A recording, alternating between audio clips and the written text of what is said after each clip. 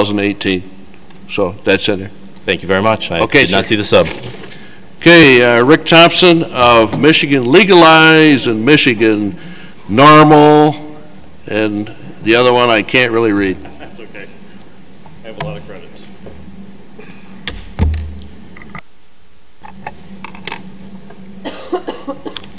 Thank you very much for allowing testimony today. I have a lot of notes prepared, but let's just start with correcting a couple of the things that have been sent here today. Senator Colbeck, there are 13 United States states that have CBD-only medical marijuana laws. So that's an established policy that's gone through the United States in several places, so that's well researchable. Second of all, the gentleman that spoke prior to me, or several people prior to me, mentioned something about intelligence being impaired by medical marijuana. The fact is, even the scientists in the New Zealand study that cited that have said it's incorrectly being used by the prohibitionist agencies in order to incorrectly reflect the results of their scientific study, so please don't pay that any mind at all. I would also like to say, we had a statement from MRC just a moment ago about how there could be hundreds of growers licensed under the state. Well, that's fine. There are 83 counties in the state. If there are 200 licensed growers, that's only 2.5 licensed growers per county. I don't think that reaches a level of saturation. When someone expresses that 22 facilities, as is expressed in Illinois' law, is too many, that seems they are out of alignment with the common man, with society logical thinking, and that approach is an embrace of monopoly, which is in opposition to Governor Snyder's plan to support small businesses as the backbone of success for Michigan's future. The current state of the bills, the language the sponsors have managed to create, creates far more categories of criminal behavior for medical marijuana patients than it creates protections and rights. In fact, remember that medical marijuana patients pay the state for the privilege to participate in the program, and yet you're creating vast degrees of criminality for people that pay for an opportunity to participate. In nearly every other state, the war on marijuana is in the decline. This bill is a step backwards when society is demanding that we move forward. A lot of the provisions contained in 4209 and 4210 are so technical in their very nature. For example, the labeling that you mentioned, so easy to make a mistake on, that falling into non-compliance will be easy and unintentional. But the consequences you've outlined for those technical violations are severe. They're harsh. They're out of alignment with the original intention of this bill, which I was a part of in 2011. All the evidence points to Michigan citizenry wanting to liberalize marijuana laws, not imposing more penalties. And we know this because the citizens say so with their votes. 25 times in the last 11 years, in local elections, Michigan voters have said yes to liberalizing medical marijuana laws, including 3 times in 2015 alone, and including the city in which we are all sitting right now.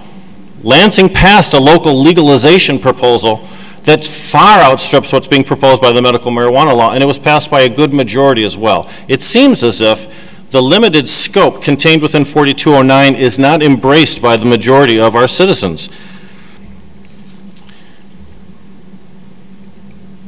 I have to say, specifically, the bills represent a dramatic variance from the original language and even the language that existed in 2014.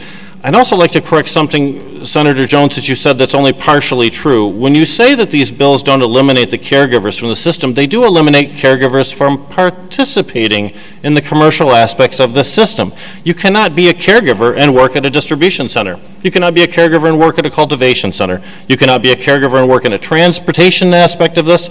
So the people who have spent 5, 6, 7 years developing the skills necessary to make this industry successful are the ones prohibited from participating in it.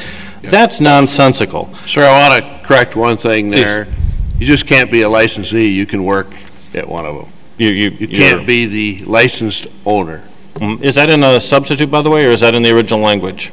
That's in a sub. Okay. We can provide to you. May I ask, Senator Jones, we have no access to the sub. You've encountered that problem many times. We'll make sure you get everything today, everything you want. But is it not appropriate for us to have access to the sub prior to us giving testimony so that we can avoid these? It was available in paper form if you'd asked. We I was up at the front. There was no subs available at the front desk. Well, we'll make sure you get it.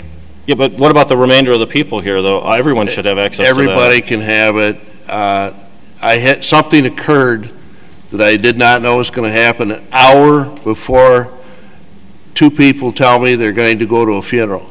So I'm not going to be able to take a vote today. You're going to have all the information you want. Well, that's fantastic. Perhaps we could have that available electronically, so that people could have that available before they come down prior to the next session as well. I'm sorry to hear about that funeral situation. I apologize for that. If indeed you insert a 3-tier distribution program into this medical marijuana proposal in 4209, as has been said that you're going to, there's yet another negative aspect added to the list of problems with this bill. Questions were raised in the House that no one's answered yet. What will be the cost to the end user of the seed to sale program? That was a question asked in the House Judiciary, and it's not yet been answered yet. Where is the demonstrable need for armored cars to haul marijuana from place to place? That's not a program that is seen as successful in other states, and neither has there been any demonstrated need here. When considering amendments to the Michigan Medical Marijuana Act, you should ask yourself, does this amendment benefit patients, or does it simply create new business opportunities? Why ban caregivers from the commercial aspect? That still bothers me. Senator Beda said earlier today that considerable work remains. We also heard that you allowed extra time for another bill previously. I had hoped to appeal to you for extra time, but it seems as if through an unhappy circumstance that's going to be available to us. And that'll conclude my remarks. All right, thank you. Roger